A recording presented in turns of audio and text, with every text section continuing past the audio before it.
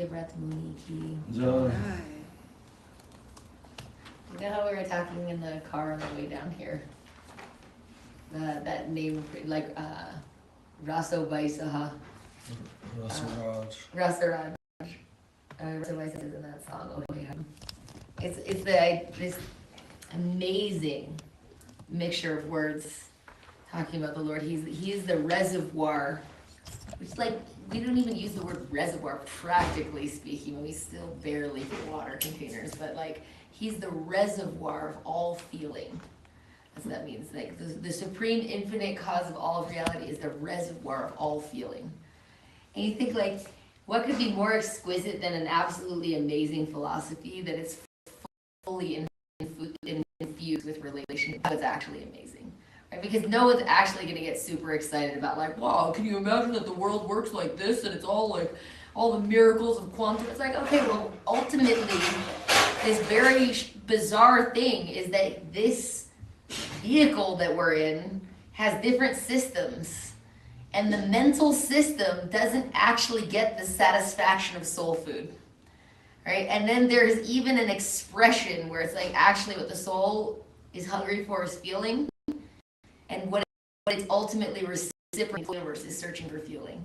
And this song is like premier in expressing all different layers of feeling. The whole song is. And you could say Kartik month is kind of like this highlight of like really what kind of feeling is possible in the range of spiritual life. And you're like, oh man, that's what makes it tasteful and exciting. I mean, think about it. Bhagavad Gita is like, you know, it's like expressing this cosmology of the universe, but what's like amazing is that it's like the Lord and his best friend in the middle of a battlefield. Like, what that means is so interesting and amazing if you kind of think of that. You're just going like, man, this idea that like the infinite cause of all causes is like running away from his mom and his cheeks are like this. And when we spoke to Bhakti Lalita when we were in Thailand, he said this song, which is the oldest song I think in the songbook, this one is. It's not from quite this age. They can't trace where it's coming from. But Bhakti Lalita said they're finding it in the Padma Purana, and it's coming from a conversation between Satyavrat Muni and Narada Muni. That's the first thing where, yeah. And so then Satyavrat Muni is expressing this to Narada Muni, who's like, tell me more. Isn't that amazing to think about?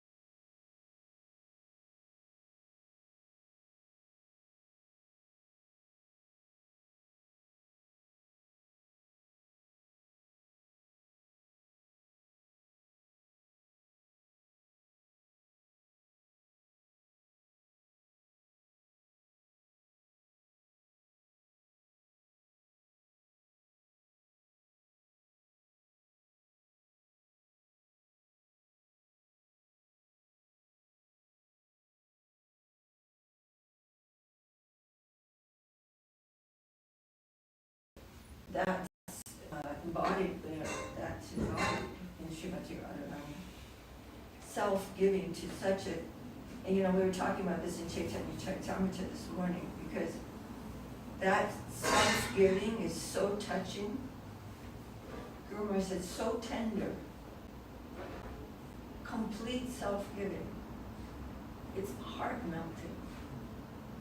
And so finally we know we are trying to approach that plane of sacrifice that is so noble.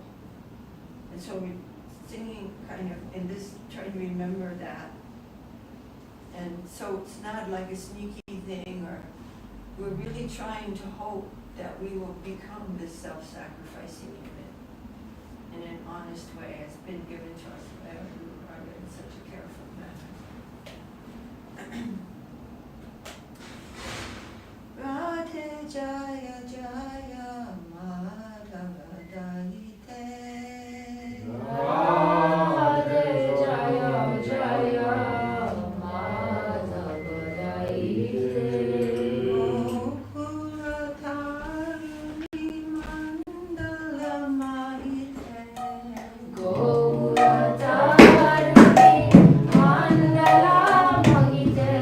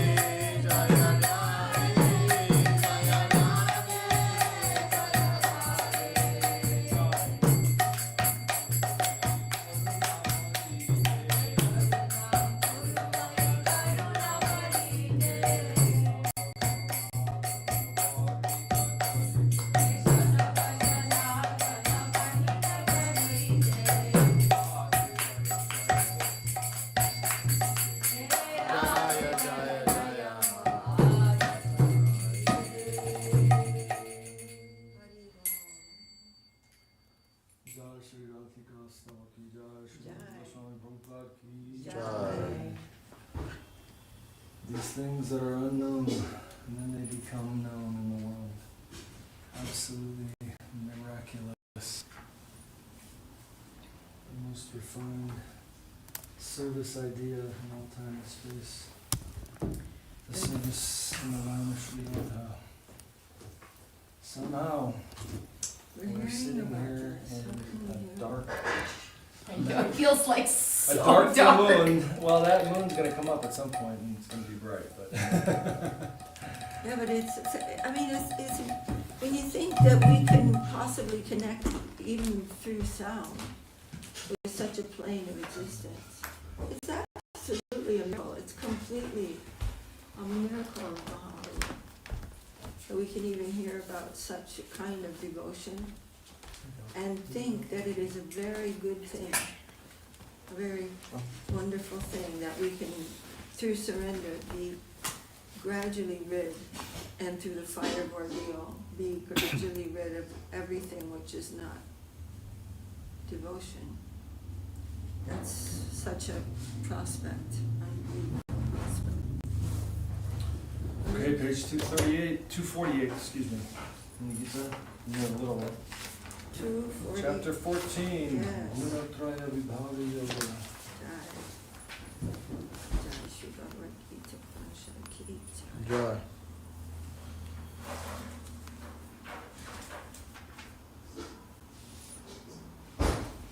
Are we gonna sing it all together?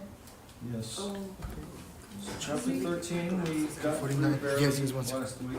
Very barely. 249. Very barely. Very, very chapter barely. 14, you were just there. Hmm? So That's that it, no, no, no. Which time? Yep, The that's one it, that you right were trying there. to introduce to us last Thank you. week. Where are your glasses? Remember which time? Does it go up more? What? Because we generally don't go up when there's a lot of us, but No, it doesn't go up. okay. What is It's a that? different rhythm. Talking Yeah. about the Bhagavad Gita tunes.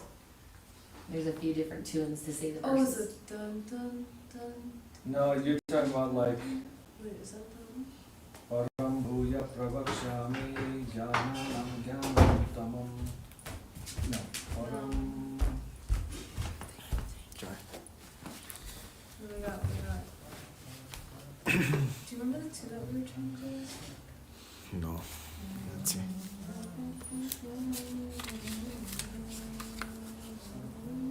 Jai Shri Gita Ki Jai.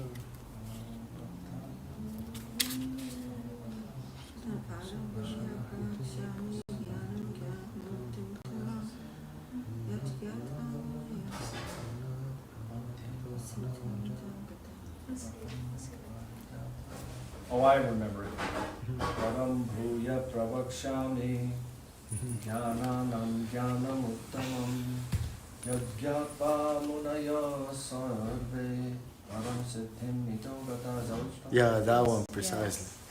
I mean, there's a lot of different ways to chant slokas, so that's. I mean, That's do we have the one down right now that we always do it? Do we have that I one down? think so. Maybe. Okay, let's do it in the way we used to do it, and then we'll switch to the new way. Just make sure we got both of them down, because otherwise it's all messy in the head. Okay, Jai, chapter 14, Ki Jai. Jai. Shri Guru Maharaj Ki Jai. Shri Gurudev Ki Jai. And the last chapter was distinction between matter and spirit. Very important. Field, and the knower of the field, and the knower of all fields. The picture is building. You gotta keep building it, keep reinforcing it, because we've been brainwashed and absolutely like our minds have been imprisoned. We are a particle of consciousness in an ocean of consciousness. Everything is consciousness. The field is our range of perception that's occurring within consciousness. And all the fields together are known by the source of the field, Sri Krishna. So we're intrinsically related to the Lord. And everything is intrinsically related to the Lord. Okay, now we're coming into the new thing. We're living in this particular plane, and like Krishna's going to talk about what it's made up of.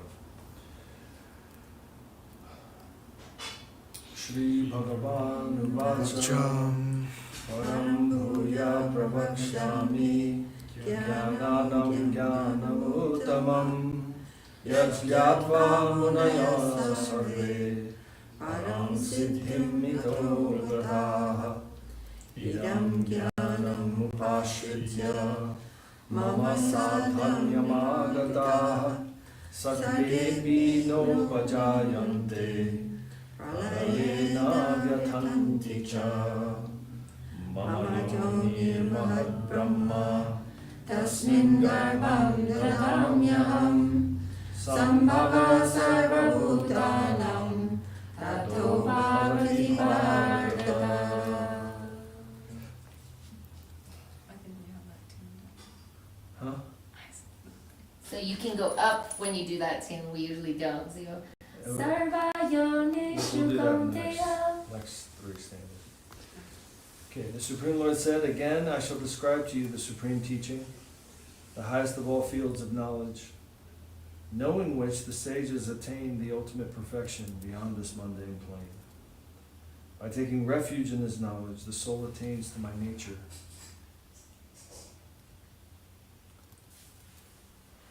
Then he is neither born in the cosmic manifestation, nor does he suffer death in the cosmic dissolution. Okay. Referring to a divine plane that's the source of all of this experience. O Bharata, I place the seed within my womb of primordial matter, from which all living beings take birth. Okay, let's keep going, then we can think about it, talk about it. Sarvayonishu Kaunteya Murtaya Sambhavantiya Tasam Brahma Mahadyogi Aham Bija Pradapita Sattvam Rajastamasiti Guna Prakriti Sambhava Nivadhanti Mahabaho Dehe Dehinam Avyajam Tatra Sattvam Nirmalatvat Prakashakam Manamayam Sukha Sangena Badhanati Jnana Sangena Chandaga. Oh, Konta. Should I go that way? No, we usually go right. Oh, okay. O Kaunteya, primordial matter is the original womb of all life forms that are born of the wombs of all species, and I am the seed-giving father. O mighty hero, Arjuna, the three modes of goodness, passion, and ignorance, born of material nature, bind the immutable spirit soul within the body. O sinless one, of these three modes, due to its purity, the mode of goodness is illuminating and wholesome, conditioning one to happiness and knowledge.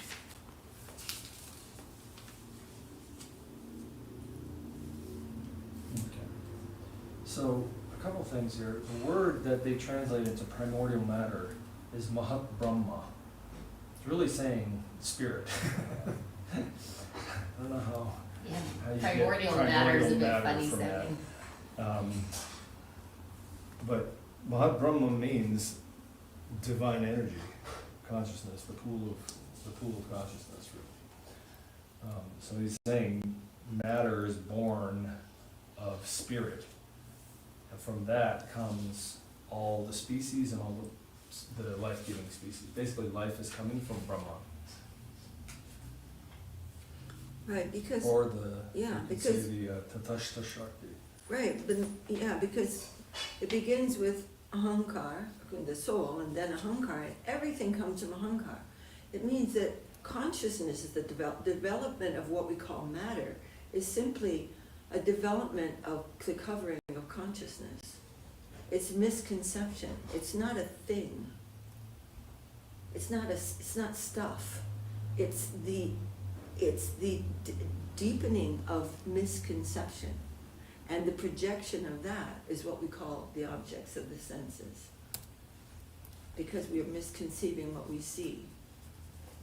Like a madman doesn't understand what he's looking at. Well, but it's it's basically not seeing Krishna as the madness. The different sensations are coming from. Okay. The first 7. Okay, so we can switch up the tune if we want to. I just forgot it.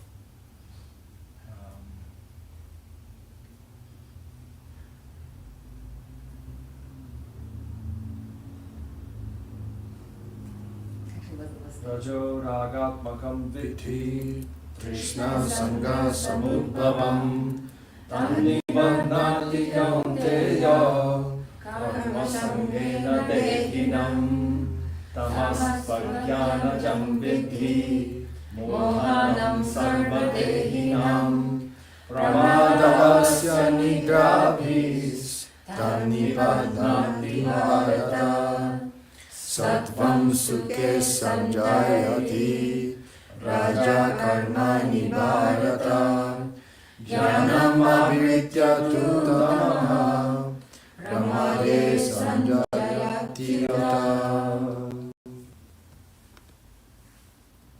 Ananya. O son of Kunti, know the mode of passion to be the embodiment of desire. Born of hankering and attachment, it conditions one to action. I'm going to ask for an explanation of that in a second. And O Bharata, know the mode of ignorance, born of darkness, to be the ignorance of all the embodied beings, conditioning them to delusion, laziness, and slumber. O Arjuna, the mode of goodness conditions the embodied being to happiness, and the mode of passion conditions him to action. But the mode of ignorance covers his knowledge and traps him in illusion. Here we go. Subjective. So, what's the question, Ananya? Just a minute. Let's see. I have a quiz also. What?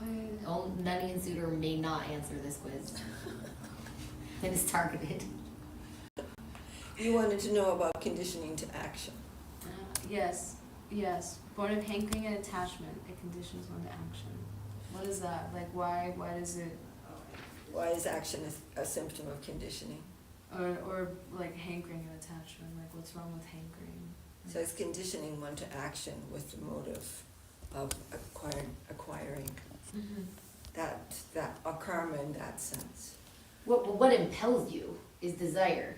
So desire means like I want it, and then when desire hits critical mass, you might get up off the couch to go do something towards it, right? And you could say that's the beginning of like leaving the mode of ignorance, which is sort of sloth, you could say, to like, okay, I'm gonna go do something. And then as you'll see, we're gonna go into what these different natures mean. But these three modes of nature permeate in different amounts everything, right? And you can be swept up by them, which Krishna is also going to talk about in a little bit. Like, sometimes when you're overtaken by something and then you're like, ugh, like, whoa, who was that? It means that don't think that like the prison house isn't constructed with like perfection, right? So like the way out of the prison house isn't using like the same convoluted consciousness That got you into it. Right? So like it's like saying like all of my strange habits that I have in my own mind, I'm going to use those strange habits to get out of my strange habits. That's like the whole beginning of principle is like you've pretzeled yourself on an extent and you're going to think if you just keep on curling the pretzel, you're going to be straight. It doesn't work like that. Right? So desire is just an expression of the mode of passion in the sense that like, and you can feel it in certain people in higher degrees and lower degrees depending on their nature. Right? Some people have a tendency more towards sloth and depression. Some people have a tendency more towards anger and action. And some people are genuinely more peaceful. Like, these things happen.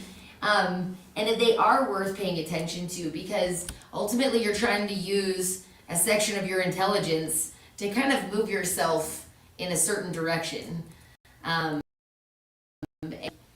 Which means that at some point in time, you are the captain of the ship that you're sailing, right? So like maybe it feels impossible to do action for someone who's very, very accustomed to no action, but at some point in time that thought can override and there is action going to happen. It is very important, like the thoughts that we're conceiving of and the patterns that we're inside, they all matter, right? And so there is some type of rudder pulling, if you will, that's happening on a conscious level. But we have our own kind of like predisposed addictions, and then also societies have their own addictions, right?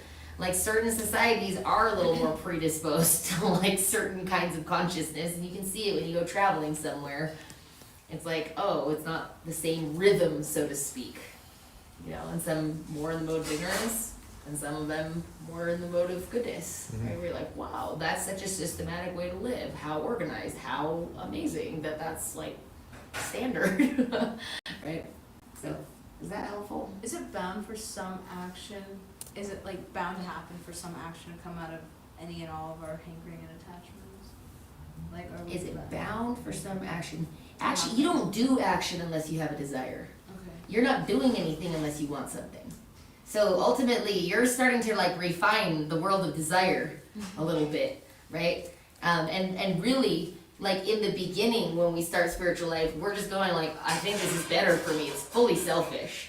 The idea of like becoming a contributor to reality is super refined, right? So it's usually when someone walks through the door, they don't go like, my goodness, I've been contemplating how I'm a succubus on reality, and I just really would like to just give of myself. That's a refinement, and that takes some realizations to come to this point of like, I'm here to give, I'm here to sacrifice, and I'm here to like find like his will and like be a part of that. But what we're saying, like, you know, ultimately is you're coming in with a colonizing mentality, and the only reason you do anything is to get something out of it, which is called fruitive action, right? And the reason that you're motivated to do the fruitive action is because you want something.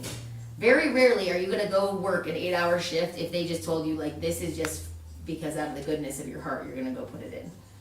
And then you say, yeah, sure, I'll arrive 15 minutes early on top of doing the 8-hour shift. Very rarely.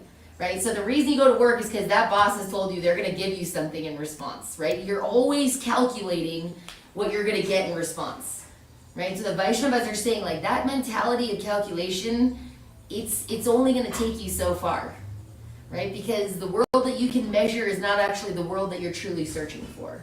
If you're an infinite soul, you can't be satisfied by a small finite thing, right? So you're embarking on like a scientific journey of like, really, what am I? What am I doing here? And where is actual satisfaction coming up, right? And that's why we have these examples of like very, very wealthy people that are feeling unsatisfied, just so that you can give yourself a little pointer in your seriously selfish, action-oriented world, right? Because in the beginning, it's not realized, right? So you're starting to place ideals in your world, and then you're experimenting and kind of going like, ooh, oh, and then you get singed by action. That's the other part that we'll get into. There's reaction, right? So as we charge forward for the thing that we want, we're snapping rubber bands that kind of like fly back at us, and then like, what do we want? Well, I'm never gonna be around these people again, you know? And then it's like, you know, burn. And then we're like, but I really want something, like proceed forward, right? That's what we're talking about. But really, if we're honest with ourselves, we're doing everything for very, very base selfish actions. And then the refinement of that as we carefully go through that, oh my goodness, what an interesting little world. But that's what motivates action. What is the relationship described by born of? So we see like the three modes are born of material nature. Passion is born of hankering. Ignorance is born of darkness. Like what's the relationship there? Is one like coming from the other?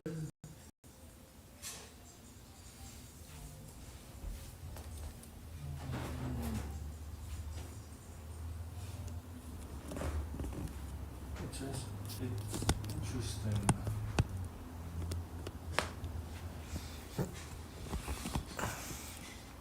Dude, I mean, It does say ajnana jam, means born, literally born of darkness.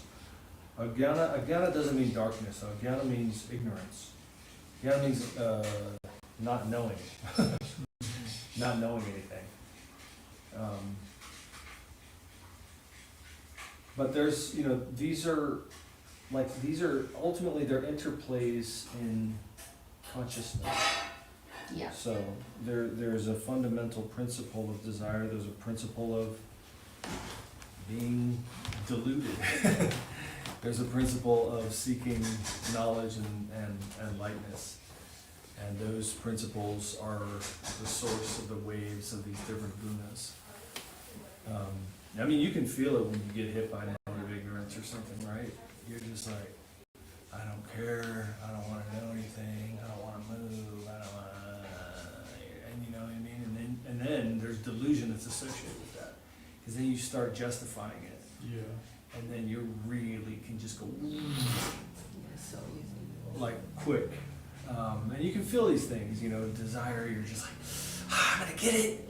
I'm all that stuff I want. I'm definitely gonna have this and that and that and this and this. And all of a sudden, like, yes.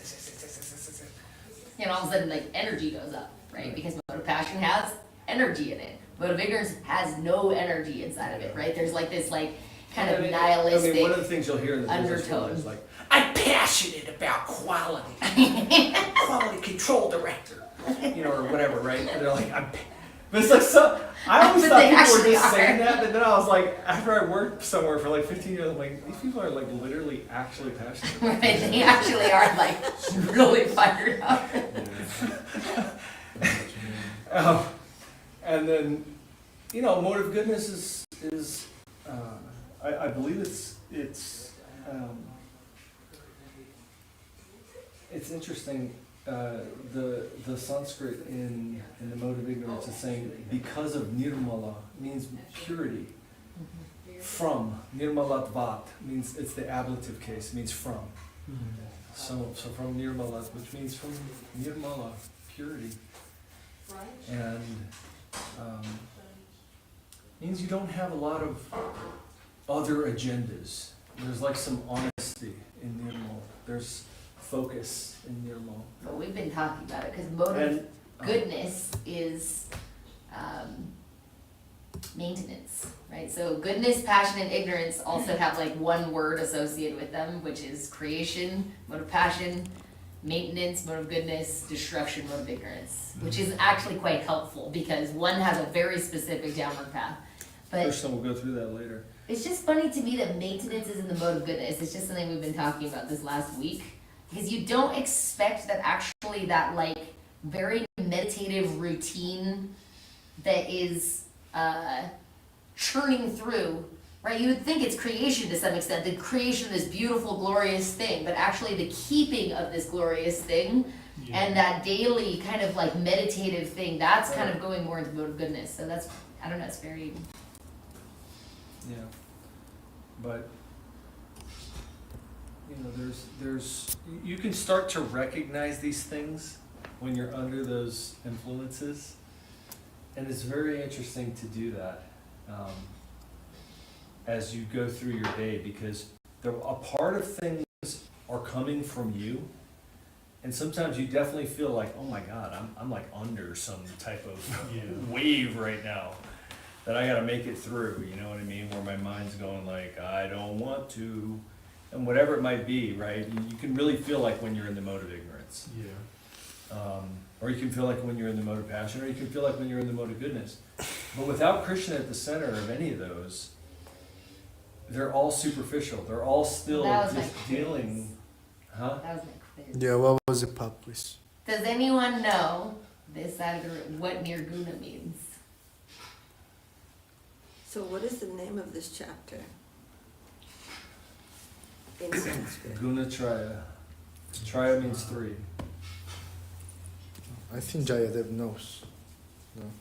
So near means... Nirguna means near no, means no modes No of passion. gunas. No modes of nature. The nirguna plane is not, there's no influence of the modes of nature. Goodness, passion, ignorance. So the nirguna plane is above matter.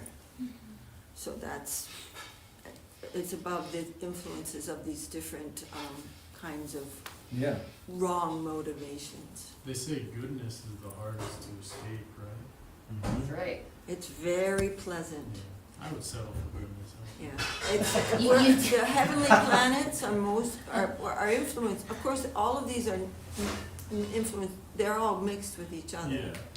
But the heavenly planets are more in the mode of goodness. So those who have cultivated that kind of feeling have some qualification. But it doesn't. The mode of passion is always trying to knock the door down. So it's not a safe position at all. There's still a motive there, but it's just they figured out, wow, this is way nicer.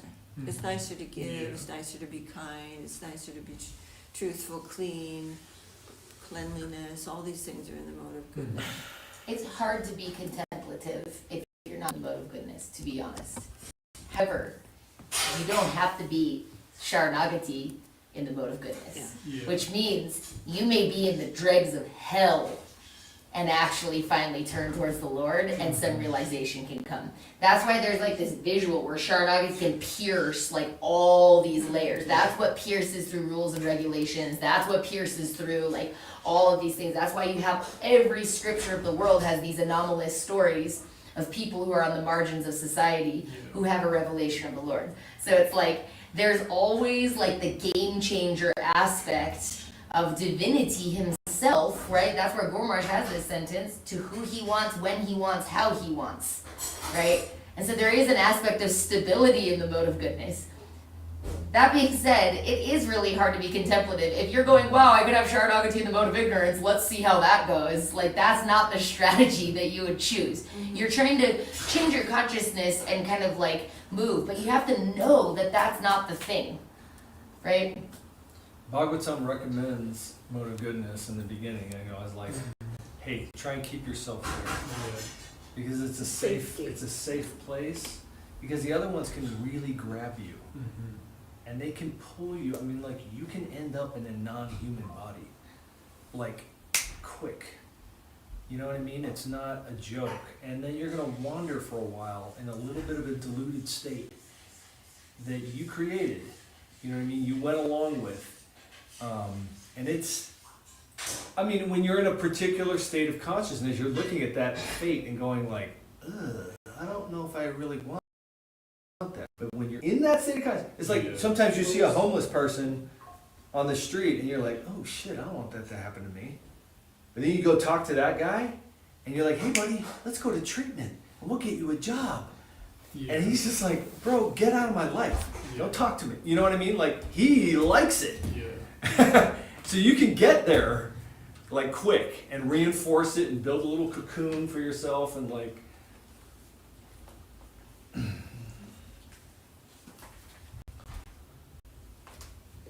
Hare Krishna. We're on verse 10. Yes. Yeah. Okay. We're doing good. Yeah, this is great. No, and it's important to talk all of these things through because it's good for all of us to Yeah. Oh, it's a super short contemplate chapter, them too. deeper. Right. And it's a short chapter, but it's actually a really hard thing to grasp. You know, first of all, like modes of nature, again, these are like translations of Sanskrit into English, and then you're like here in English, and you're like, what is a mode of nature? Like, I just don't get, you know what I mean? It's like, you gotta get it. I do like to think sometimes, you know how like you have a TV set and you're changing the mode? I mean, there's different frequencies that you're tuning into.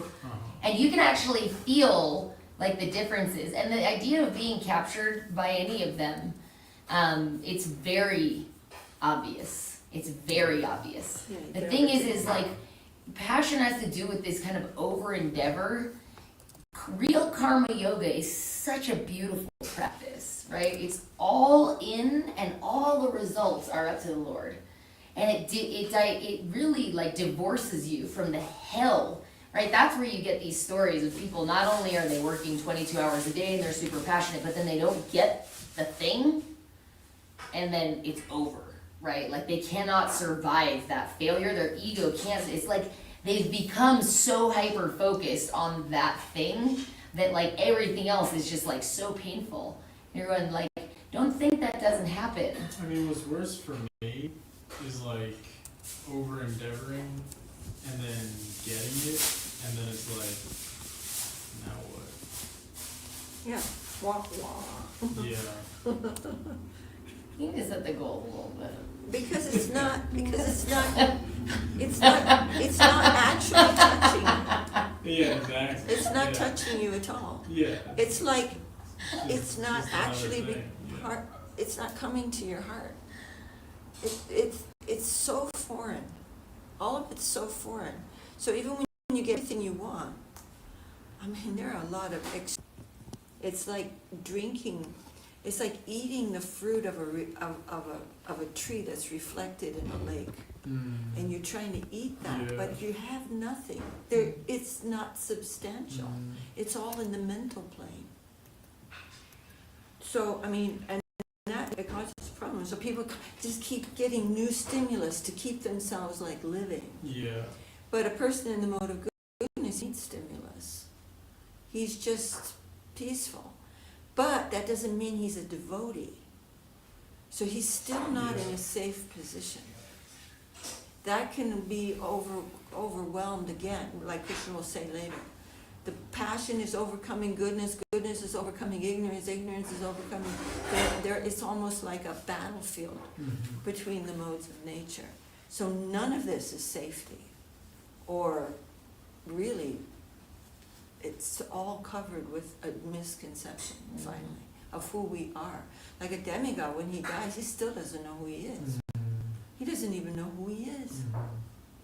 So all these things have to be contemplated really carefully and always come straight to Sharanagati and come straight to reality. Because that light will overcome all kinds of darkness immediately, because it's light. But different kinds of darkness cannot really, they can't solve the problem of darkness, Yeah. ultimately.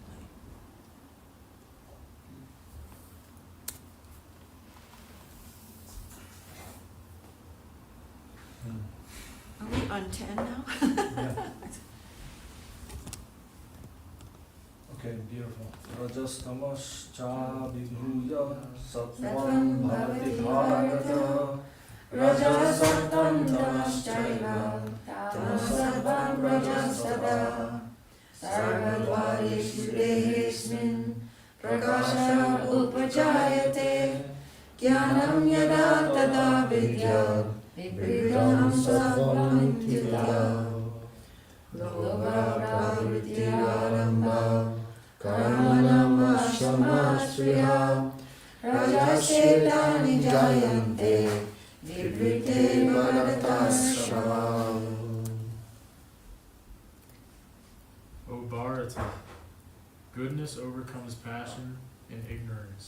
Passion overcomes goodness and ignorance. And ignorance overcomes goodness and passion. Each mode in turn defeats the others in an unending battle for supremacy. When the gateways of the body are illuminated with knowledge, know this to be the manifestation of the mode of goodness. O Arjuna, most noble of the Bharata dynasty, know that when the mode of passion predominates a person, greed, exertion, undertaking of activities, unrest, and hankering become manifest. What are the gateways of the body? Eyes, nose, mouth, Ah. Means, yeah, all all holes. That's why a person in the mode of goodness appears to be the, also say effulgent. nature senses. It appears to be effulgent. So in all the saints, they always put this like halo around them. That's because that person in the mode of goodness tends to be illuminated. The subtle body is much more, purified than in the mode of passion. Is like, so but these are relative things, but still, it's like that. So when they die, they get a much more ethereal type of body, those in the mode of goodness.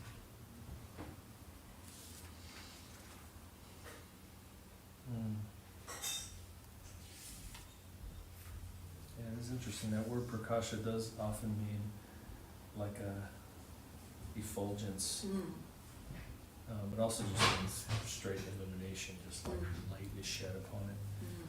That's a really it's a really interesting thing. Like whenever, because it's like vivridham sattvam ityuta. Sattva means the mode of goodness, but sattva also means truth. So it's like when a person is actually, having a real connection with truth, and you can see that growing within them, then you can know that the mode of goodness is present there. Someone is going upward, they're actually getting down to the fundamentals. And in passion, they're really about just accumulating, just desiring, accumulating, Dominating. putting out, creating, whatever it might be. Okay, 13. Aprakashu pravittishcha Pramado pramado harivacha Tamasetani jayante Vivrite Yada sattve pravidhetu pralayam yati dehabrit tadotamamidam lokam amalam pratipajate rajasi pralayam tattva Karmasandhishu jayate tata pralinastamasi mudhayonishu jayate. Yes. O Kurunandana, by the influence of the mode of ignorance, all the symptoms of dullness, inactivity, delusion, and bewilderment become manifest. If a person dies in a state of the mode of goodness, he goes to the pure planes where those who have higher knowledge reside. When a person dies in the mode of passion, he takes birth as a human attached to worldly activity. If one dies in the mode of ignorance, he takes birth in the lower species. There you go.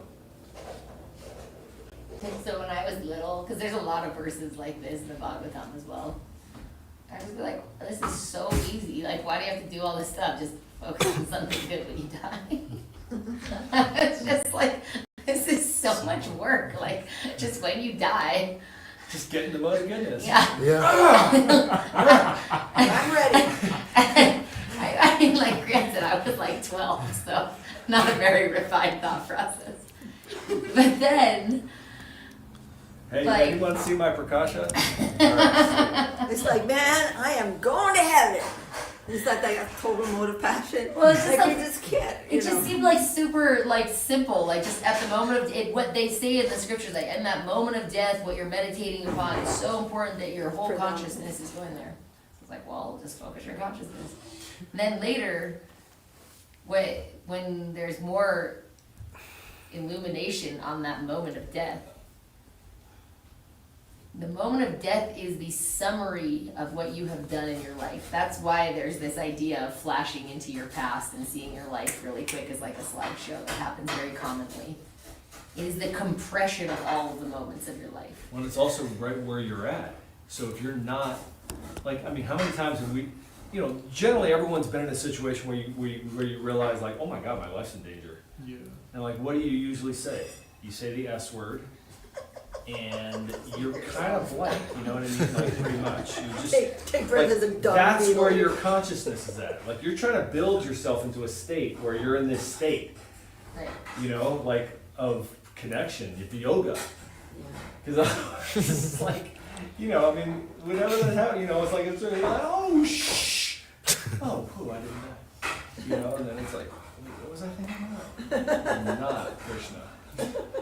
There's this one story I've told it before, but this devotee, he got caught in a whirlpool in the Ganga. Oh, yeah. And he thought of a commercial.